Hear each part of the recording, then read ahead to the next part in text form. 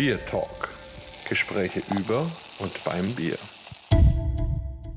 Hello and welcome to our podcast BierTalk. Today we record the second episode of our English podcast and we make a little journey to the Near East, as we say. We go to Israel and meet a dear friend of me, Shachar Hertz, who owns the largest beer store in the country, is also an international beer judge, and we meet quite often somewhere in the world. And so I'm very happy to welcome you in the podcast, and maybe you introduce yourself a little bit to the listeners. Thank you very much, Marcus. It's a pleasure to be here.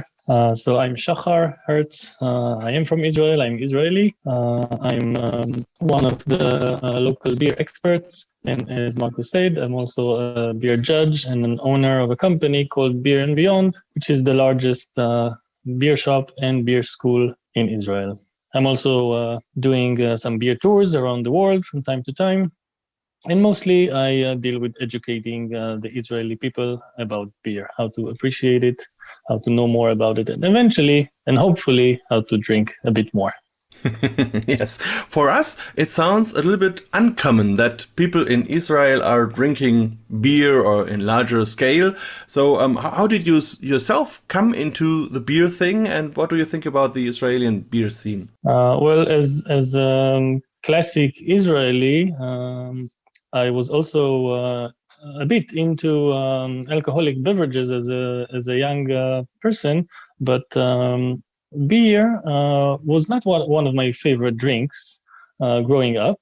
And when I say growing up, I of course don't mean growing up as a kid, but growing up as an adult.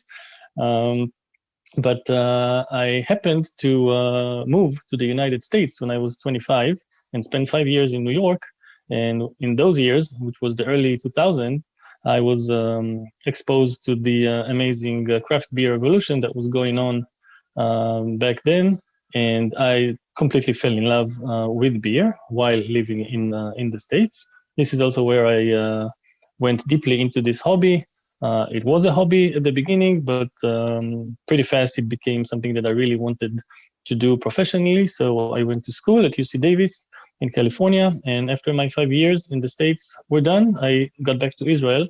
And all I wanted is to make other people go through the same process that I did, make them fall in love with beer and make them realize that beer is a completely different beverage than what they thought about.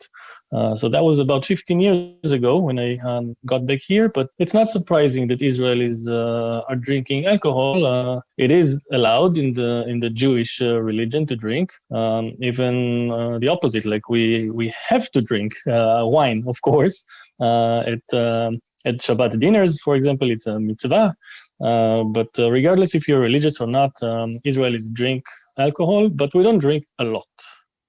We do not have a very long history of drinking or tradition or a culture of drinking alcohol. So I found myself trying to raise something that was almost not existent here, but slowly but surely we see it growing. Yeah, that really sounds interesting. What we had here, I'm also researching a lot of the Jewish culture in Germany, and there was maybe about 100 years ago a big discussion if it is allowed to drink beer for the Jewish high festival days, and then there was a rabbi who said if the beer is the wine of the country, then it's allowed to drink also beer. So that means if it's a beer country, you can drink beer, and if it's a wine country, you have to drink wine. So did you know about that? No, it's nice to hear, but it makes perfect sense to me. Like if you are Jewish and you live in a country that is not a wine country, and beer is like the dominant or main beverage of choice. So yeah, why not? It just makes sense. Yeah, and the Jewish. But in Israel, yeah. Sorry, no. I'm saying that Israel is a wine country. Before it's a beer country, it's a wine country. So people here don't need to make that choice. Unfortunately, they go with wine on those festivities, but more and more people are discovering beer, and they switch to beer sometimes. Yeah, it's very interesting. In Germany, the Jewish community had a big part in development of brewing. So they, for example, they invented our deposit system for bottles, or they also invented the hop pellets and things like that. So it's really interesting how big the impact is of the Jewish people in Germany and brewing. In Israel, you say the people are not really used to drinking beer, but is it a growing market, and is it more the young people or more the older ones? We definitely see it growing because we pretty much didn't have where to go down. We could only go up. Like the consumption was and still is one of the lowest in the world. So the only way is to go up, and we see that going up slightly in the last few years. But the most or the more interesting change that we see is not necessarily more drinking, but drinking differently. Israelis are discovering the new flavors of beer, or the new world, or the craft beers, and they start to switch their usual beer, the one that they were used to drink, and they explore other flavors. And this we see going on like significantly in the last few years. Yeah, and you also become more and more breweries, as far as I know. So I know about the Dancing Camel, for example, but I think there are now many breweries in Israel. Yeah, we have about 20 plus small craft breweries in the country right now. They were all opened, I would say, within 2 or 3 waves of opening that we saw here. The first one was actually started with the Dancing Camel. They were the first ever Israeli craft beer brewery to open in Israel. That was 2006. And from 2006 to 2008, we saw like 8-9 breweries opening. And then we had a short break. And then in 2010 to 12, another 8 or 9 were opened, and a bit more later on. So now we have 20 plus, and it's pretty much a status quo in the last few years. Maybe a new one gets open, a new one is closing. So we're staying at the same number. And what types of beer are they producing? So the typical craft beer styles, or is there a special thing also? That's a bit of a complicated question, not because I don't know the answer, but because I have a lot to say about this subject. Okay, we have time. Yeah. The Israeli breweries, the craft ones, the new ones, are not among the most brave ones, I would say. Most of them go more for the traditional styles, the styles that they think that the Israeli consumers are looking for, which makes sense in a way. I mean, it's okay. You can create a wheat beer or a pale ale or an amber. It's a new market. It's a new industry. You don't want to go immediately to the craziest and most extreme beer styles. But looking back 15 years ago, when this is all started, I was hoping that it would take less time for those breweries to start explore new styles and be more brave. And unfortunately, I see that most of them are sticking to the same old, good old classic beer styles and recipes, and don't really make a lot of changes. But parallel to that, we do have a few breweries that do the opposite. They do a lot of different beers throughout the years. They explore with local ingredients and different styles. But I would really like to see more breweries going to that direction, because I think this is something that the consumers will really know how to appreciate. Is there a typical Israeli beer style or a typical ingredient from Israel which is used for beer? No, not yet.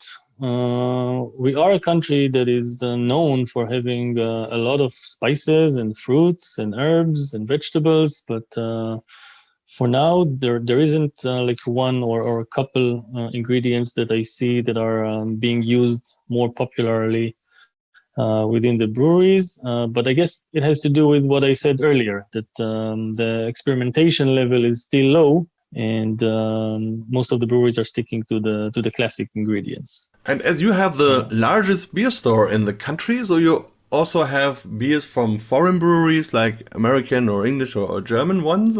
And is it easy to bring these beers in, and how is the acceptance by the customers? The acceptance is amazing. Israelis are very open-minded, and as I said before, they really want to try a lot of new flavors. So within the export market, like the import market, actually, we see a lot of beers coming into Israel. It's not easy to bring in alcoholic beverages into Israel. The regulation is a bit complicated and expensive and cumbersome, but we have some importers that are really into beer, and they really try their best to bring the top of the crop of the world leading brands. And I think that Israel, actually, for a country that is so small and with such a small beer industry and low beer consumption, I think we have a great variety of international brands available. Yeah, I see. When I look through your shop, there are very many interesting breweries and many well-known breweries, but also some Israeli breweries. And are you also something like a network hub for brewers? So do they come to you and ask about beer and brewing and education, and maybe brewers who ask for connections? Is that also a little bit of your role? Yes, of course. I have, I guess, some parts, either small or medium or big, in almost all of the breweries that were opened here in the last 15 years. I mean, I'm trying to help them and give my consultancy services to them in order for them to create the best beers and promote their brands in the best way. And we also we teach people how to make beer at home. And as you know, home brewing is the engine that pretty much starting every future craft brewery. They all start by brewing at home, and we have a great network of home brewers. We do classes and seminars all the time in order to encourage them to become better at their hobby and eventually open their own craft brewery. That's really amazing. Maybe also the Arab part of the country, do they also drink beer? Because the religion normally is forbidding the alcohol. Is there also an Arab beer culture? Much less. But we must remember that Arabs are they also have different religions. The Muslims, of course, cannot drink any alcohol whatsoever, even if a beer is considered a non-alcoholic, but it has up to 0.5 alcohol in it. They cannot drink it. So we see a very actually big industry of 0.0 alcohol beers that is being sold for the Arab market, and brands like Carlsberg and Heineken and Bavaria, they do greatly with those products within that market. But the Christian Arabs, they are allowed to drink. So we do have a brewery that is called Taibe, that is located in the Palestinian territories, in a village that is 100% Christian Arabs. And their brewery was actually the first one in the Middle East, even before the Dancing Camel. I call Dancing Camel the first Israeli craft brewery, but Taibe Brewing is the first Middle Eastern craft brewery. I guess they were opened back in 1994. And they make great beers that are also available in other countries. And they also brew their beers under contract in Germany, actually. Wow. And did you realize any difference in taste between the Israeli and the Arab people? Do they like different beers? No, it's pretty much the same. The palate of the average Middle Eastern, it's pretty much the same. Our food is similar. Our flavors are similar. I'm guessing that, like most people, light lagers and wheat beers are popular. But the Taibe Brewing are making a great variety of beers, IPAs, embers, beers with spices and local herbs as well, stouts. And I also think you have such a big variety of interesting foods and spices and fruits, so there may be a lot of opportunities for doing food pairing things. Is that also something that's now coming up in Israel, to do food pairings, maybe with beer, with wine, with your food? We see that starting. It's not very popular yet, because restaurants are usually the last type of businesses to get into the craft beer scene, because those products, as you know, are more expensive than your mainstream beers, and the restaurant needs to be profitable, and they're not sure that they'll be able to sell it. But We have a great variety of restaurants here and entrepreneurs that look at things a bit differently, and they're more open-minded, and they know that the only way for them to make their restaurant or their business more unique and attractive for customers is to be different. And what's the best way of being different other than creating a menu with a great selection of special wines and craft beers and do pairings? We are encouraging that a lot. We try our best to push those restaurants to do those things. It will take time for it to be more popular, but we're definitely pushing. And also you had lockdowns during the Corona crisis. Did this affect also the beer industry and the beer scene? Yeah, for sure. It's actually, it's a great question because I just had a discussion about it yesterday. There was a launch of a new beer by one of the local breweries, and a lot of people from the industry were there, veterans that they saw all the industry coming up together like I did in the last 15 years, and we just went through memory lane. And we got all the way until the last 2 years, and we all realized that those last 2 years were so different in so many ways. Mostly, actually, in a good way, because what happened is that most people stayed at home and drank most of their beer at home and not outside. And when you drink a beer at home and you have all the time in the world because you have nothing else to do except focusing on what you're drinking, so you start looking at the bottle or the can and read the label and look at the ingredients and realize that you don't know what an ale is, and you're like getting to be curious. And a lot of people discovered new flavors in beer within those 2 years, and they started to buy much more beer at home and drink at home. Pubs and bars and restaurants, of course, were doing badly at those times, but the consumers found a way to enjoy beer within those strange periods of times. So we saw the craft beers sales of like takeaways and home deliveries going up significantly, and a lot of new customers that discovered craft beers thanks to the fact that they were just locked at home, getting curious about what they drink. Yeah, they had the time to learn and discover and see. Yes. And you're doing this home delivery. So, as I know, Israel is a quite warm country. Are there issues with cooling chain and things like that to bring the beer in a good shape to the customer? No, not really, because we are a warm country, and not only beer, food and every other sensitive product that needs to be shipped across the country needs to be kept cool. So most of the logistics companies and delivery companies, they know that, and they do their best to keep it cool. The warm climate is mostly affecting pubs and bars that don't have proper cooling system or draft system for their kegs and keep the beer out when it's warm outside. Sometimes that creates a lot of foaming problems and beers that go bad. But it's all about education, and as long as more businesses will understand the importance of keeping beer cold, we will see less and less of that effect.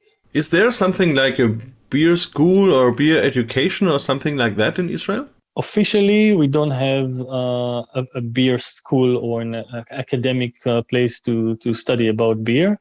Our business is pretty much the only one that calls himself a school, but it's not like an official school. We just educate and do a lot of classes and seminars and courses, but that's as close as we can get to a beer school. I think it's also a matter of time. We also didn't have wine schools here in the country 20 years ago, and now we have like 3 or 4. So when the wine revolution here in Israel started earlier, now it's beer time, and I'm pretty sure that if it's not going to be me opening one, in the future, I'm sure that there will be somebody who will try and go for that.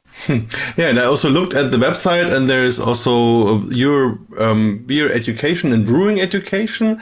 And did you have interesting experiences, special experiences maybe in your seminars? Are there special things you remember? Yeah, I mean, you never forget the faces of the people that they realized that something that looked completely unrelated to beer for them, like looking at the raw materials, looking at hop pellets for the first time, or putting a hop pellet in your mouth and try to to realize the flavor of it. It's a bit shocking for somebody who doesn't know what hop is and the part that it has in beer. And then when the course ends, like 3 or 4 weeks later, they taste the beer that we brewed together, and they're like, oh, now I connect the flavor that I put in my mouth from this pellet in the beer, and everything becoming much clearer for them. And it's very nice to look at their face when they realize how the beer process goes from start to finish. Yeah, that's really true. And I also saw you do beer Olympics. What is this? What is this? Yeah. Because we try so hard to promote this beverage that's called beer, we really need to be as flexible as we can, as imaginative as we can, in order to reach more potential customers. And one of the, I guess, markets in Israel that we aim for is to try and offer, let's say, high-tech companies or people that work at some workplace, beer activities. Every company is putting some effort into making their employees a bit more happy. Sometimes they take them to some field trip, sometimes they go to a restaurant, and sometimes they just call us to come and do some beer tasting, or this Beer Olympics, which is a product that we developed that is more fun and not just, okay, sit and listen a bit about beer, but let's play some games around it. Not necessarily drinking games, but just funny stuff like building up the tallest tower that you can from beer coasters, or trying to blind taste a few beer and guess their names, stuff like that. People they don't really need to know anything about beer to have fun with it, and it just makes them connect to this beverage a bit more. Yeah, that really sounds great. Maybe back to you and yourself a little bit. So you are also traveling because of beer, so you're going to the international competitions, and how did that start, and what are your feelings if you think about beer judging internationally? That's definitely one of my favorite things to do, not surprisingly. Traveling in general is something that I liked since I was young. Actually, my beer travels started before the judgings. One thing led to the other, of course.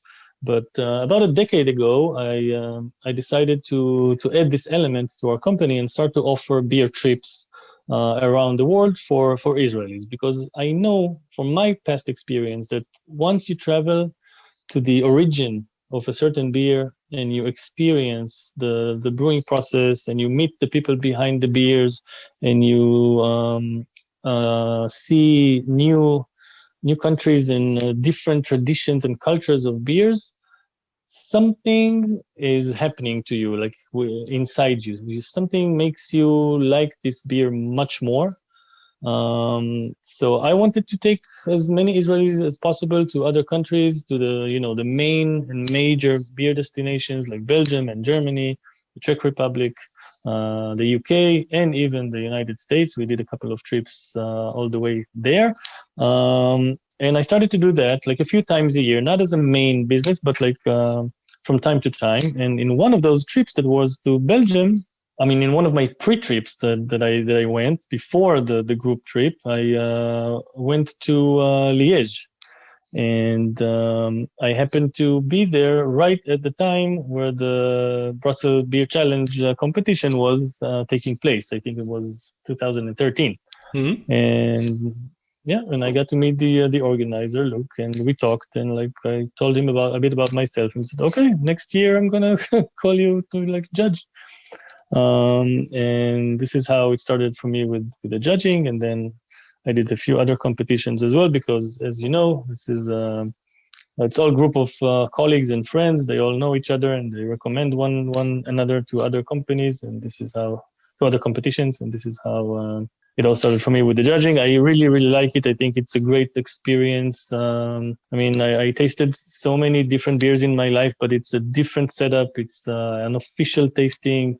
I like the ceremony behind those things, and make an impact, a small personal impact on a beer by giving it a professional review. And I think it's something that I would keep and enjoy doing as long as I can.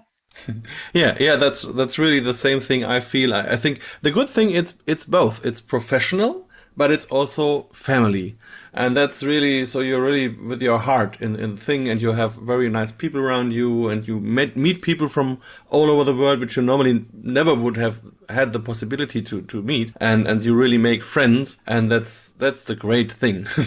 Yeah, and the people are amazing. Like beer people in general, whether it's professional people or just regular consumers, there's something with this beverage that attracts the good kind of people to it. And I think it's really like what the thing I like most about beer is the people that are around this beverage. They're all good people. Yes. It's amazing. Totally. So maybe we are close to the end of the podcast. Maybe a question: do you have a favorite beer or a favorite beer style which you like most? Well, this is of course the question that I'm getting asked the most. Yes. I grew to like this question, and once I used to really like rolling my eyes and like, how can I answer such a thing?